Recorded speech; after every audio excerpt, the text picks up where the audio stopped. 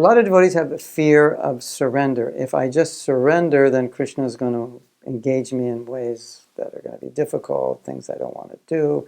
Maybe he'll take something away from me that I'm attached to. Maybe I won't be in control. I need more control. I need to take baby steps and so forth.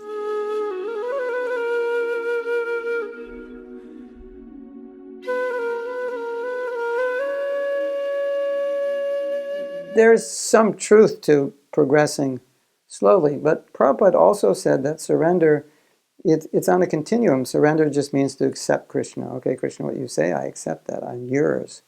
But there's definitely a fear amongst many of us of just giving ourselves to Krishna, because who knows what he'll ask of us, or who knows, if I just totally surrender, what if my guru asks me to do something that I really don't want to do or I feel is impossible? So there's an exercise we can do.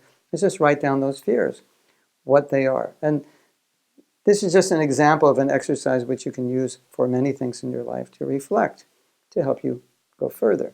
So what is my fear? Well, if I surrender, then Krishna's going to ask me to do something I don't want to do. He's going to put me in a difficult position. Maybe my wife will tell me to take sannyas. My business will fall apart. Well, Prabhupada, he was surrendered and his employees stole everything in his business and it was finished. And he ended up going basically penniless to America. And we look at that and say, I could never do that. And if I surrender to Krishna, maybe that's what he's going to demand of me. So you go down your list. Then you look at the list and you pretend you're a world expert on overcoming surrender. And now this list is not actually your list, but it's someone else's list. So you can get and hire a friend and pretend it's them, or you can just speak to the wall and pretend it's a person.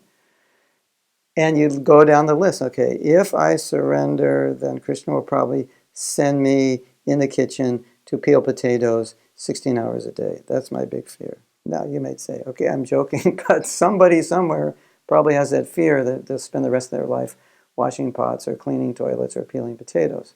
If I'm just surrendered, because I know my temple president would love to get someone to do that, and if I'm willing, he'll ask me. So you write it down, and now you're talking to your friend. Say, okay, so your first fear is peeling potatoes 16 hours a day. And so you have to start talking. Say, well, if Krishna knows your talents, if Krishna knows what inspires you, if Krishna wants you to be happy in Krishna consciousness, why would he ask you to peel potatoes 16 hours a day? Maybe an hour a day? Yes. But he knows he's in your heart. He knows your desires. He knows your needs. He wants to fulfill them. And when he sees you're surrendered, oh yeah, yesterday you did 16 hours of potatoes, probably the next day he'll say, okay, here, you can do this other seva for 16 hours because I know you like it. So, okay, but what if Krishna, next one, he'll take away my money? Prabhu, you don't have that much money anyway, so Krishna's pretty rich. He doesn't need your money, don't worry. No, why would Krishna want to take your money away if you can use that money in service? If you're supporting a family of nice devotees, you're having programs at your home, you're buying Prabhupada's books, giving that to book distributors, etc. Why does he need to take your money away so you can't do that and make your life difficult? That's not why he does that. Only if you overaccumulate, misspend, that money becomes your nemesis, you become addicted to something. Yeah, then he might take it away just to purify you. So you go down the list and you see that you have a lot of fears that are not substantial or substantiated on anything that should really make you fearful.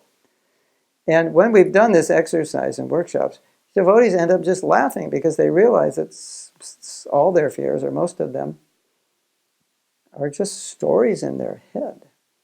So why live your life with a fear that's just a fairy tale in your head when you can just do a little exercise like this and kind of bust through it?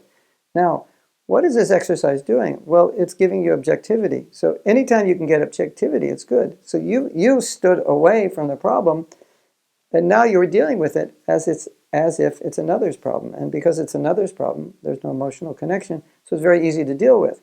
So whenever you have a problem, if you can flip it around as if it wasn't your problem, and you were advising someone what to do, I'd really think it would be good you do this or that, you end up giving yourself the kind of advice that you normally wouldn't give yourself because you're too involved in the emotion. I could never do that, I could never change.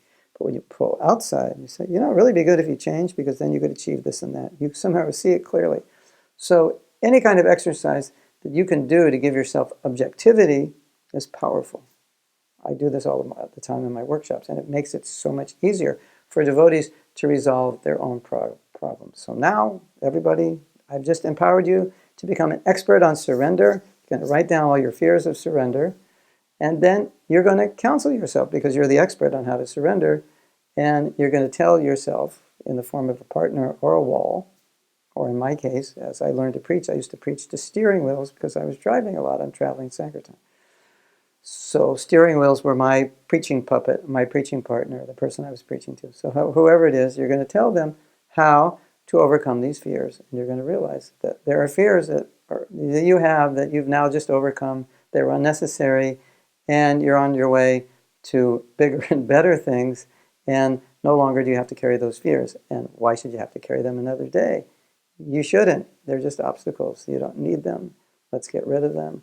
And so this follows in suit with the yesterday's video, where if there's something, we need to look at it, talk about it, and deal with it. Hare Krishna.